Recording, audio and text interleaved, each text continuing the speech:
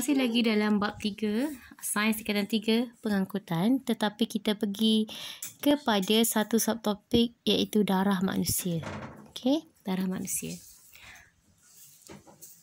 Okey, apa objektif dalam subtopik darah manusia ni? Pertama, kita nak mencerakinkan. Okey, mencerakinkan. Cerakin kalau dalam matematik kita cerai-ceraikan kan. Komponen dan kandungan darah manusia. Ni kita nak tengok apa komponen kandungan darah manusia ni.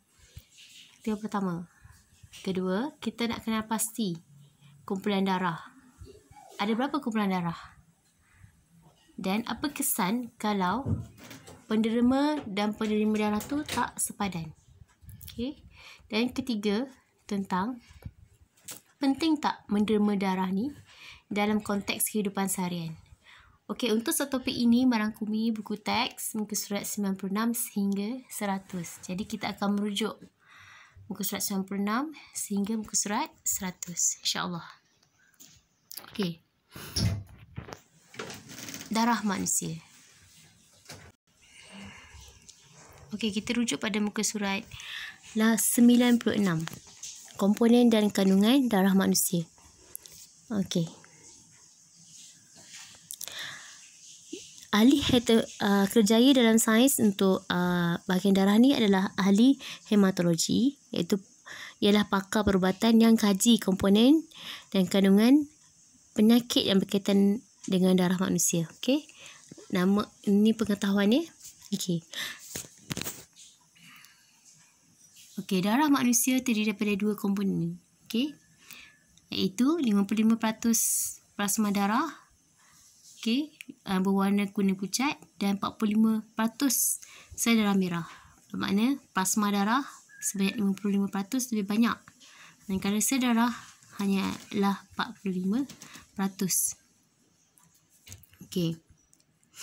Darah ni merupakan sejenis campuran. Okey. Sebab apa? Bila campuran, kita dapat pada tingkatan 1, campuran bermakna ia boleh diasingkan. Dia diasingkan kepada dua komponen ni lah tadi. Okey, plasma dengan sel darah ataupun cecair kuning dan cecair merah. Okey. Komponen darah ni diasingkan dengan menggunakan kaedah emparan. Kalau kamu lihat muka surat 96. Okey, itu mesin emparan. Okey. Okey. Campuran darah diputarkan dengan cepat dalam alat emparan seperti yang ditunjukkan dalam rajah 3.8. Okey. So, hasil keluar daripada mesin emparan tu dalam gambar rajah 3.7 buku teks. Okey.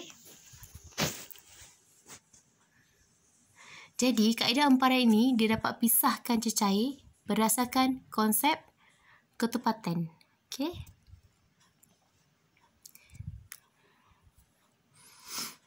Okey, seterusnya kita lihat. Okey. Sorry.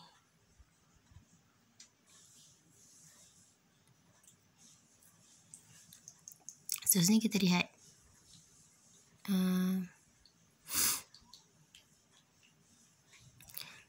Plasma darah. Tengok plasma darah masuk dalam mesin. Jadi 55% tu apa benda? Okey, 55% tu tadi. Apa benda tadi? Sel darah merah, dia ada sel darah merah, platelet dengan sel darah putih dalam sel darah merah ya. Kalau plasma ada apa? Okey.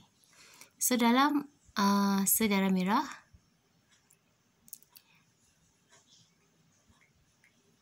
sel darah putih dan platelet. Okey.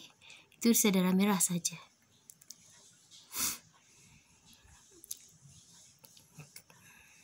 Okey. So kita tengok dulu sel darah merah. Okey, sel darah merah fungsi dia angkut oksigen dalam bentuk oksihemoglobin. Maksudnya dalam sel darah merah ada hemoglobin. Hemoglobin itulah yang boleh mengikat oksigen. So itu yang jadi oksihemoglobin. Dan sifat dia berbentuk dua cengkung, sama macam ni. So kalau orang ada penyakit darah dia anemia, contoh anemia,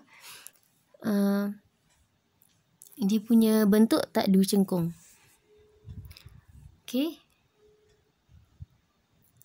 Dan sifatnya ia tidak mempunyai nukleus.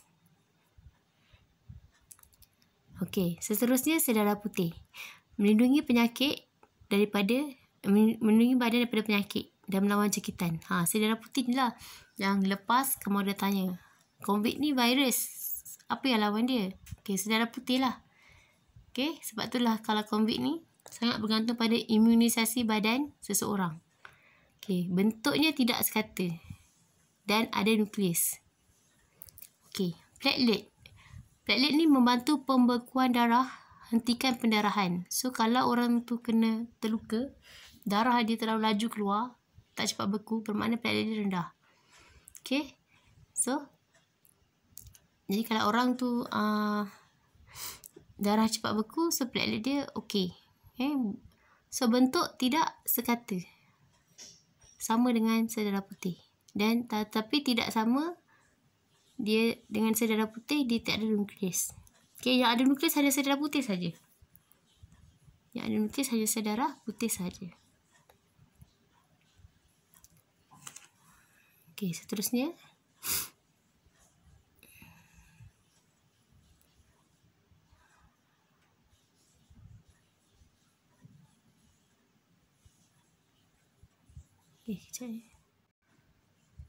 Okey, kita tengok pula muka surat 97 buku teks. Okey, yang ini adalah plasma. Plasma darah terdiri daripada kira-kira 90% air. Okey, 90% air. So, air ni kenapa? Kenapa ada air? Apa fungsi air dalam plasma darah ni? Adalah sebagai medium pengangkutan dan pelarut bagi gas ekspresi, ion dan hasil pencernaan bahan perkumuhan. Okey, dan bahan perkumuhan. Okey, so ini air dia. Bahan perkumuhan tadilah adalah 90% tu mungkin adalah daripada air bahan kumuh. Sebab tu soalan yang lepas masa tingkatan 1 ada yang tanya. Kenapa berpeluh? Kenapa bila kita menjalankan aktiviti cergas kita berpeluh? Sebab darah mendekati kulit kan? Untuk membebaskan haba. So, air dibawa air ke kelenjar peluh untuk dibebaskan. So, dalam darah ni bawa air. Itu yang masa kita bincang masa tingkatan 1, Ana cakap darah yang bawa. So, kamu tak dapat explanation tepat sebab masa tu kamu tidak ada pengetahuan tentang komponen darah tu sendiri. Jadi, semakin kita bertambah ilmu, semakin banyak kita tahu, so semakin banyak kita dapat faham sains ni. Okay? Sains tak boleh belajar sepis-sepis. Okey, kedua. Okey, 10% bahan terlarut mengalir ke seluruh bahagian badan. Bahan terlarut itu adalah nutrien, gas karbon dioksida, enzim, hormon dan bahan kumuh. Okey. So, nutrien. Apa tujuan nutrien? Menghasilkan tenaga.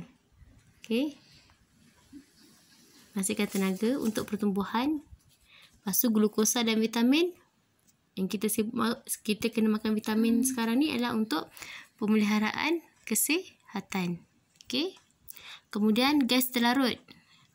Oksigen digunakan untuk respirasi sel. Karbon dioksida adalah untuk hasil respirasi sel. Okey. Bahan kumuh. Apa bahan kumuh yang dimasukkan dalam ni? Adalah urea yang diangkut ke ginjal untuk disingkirkan. Okey, ini kita cerita pasal plasma Plasma darah tadi yang warna kuning tadi. Okey, enzim pula diperlukan untuk tindak balas biokimia dalam sel. Okey, macam enzim amylase kat lidah kita untuk bantu proses pencernaan. Sebab itulah dalam Islam kita makan pakai tangan. Selepas makan tu kita akan jilat-jilat tangan kita kan. Sebenarnya ada enzim-enzim yang disediakan lah. Okay. Kemudian hormon. Hormon ni ialah bahan kimia yang mengawal atas segala aktiviti tisu atau organ. Okey, hormon ni nanti tingkatan 4 nanti kamu belajar lebih detail. Hormon ni yang menyebabkan kita rasa hormon ni, contoh kamu nampak anjing takut. Hormon adrenalina telah dirimbiskan. Tapi sebab kamu tingkatan 3 lagi, nak ceritanya darah pun ada hormon yang dibawa. So, banyak tak tugas darah ni? So, penting kan darah ni? Darah adalah ejen pengangkutan dalam tubuh organisma tu sendiri. Okey?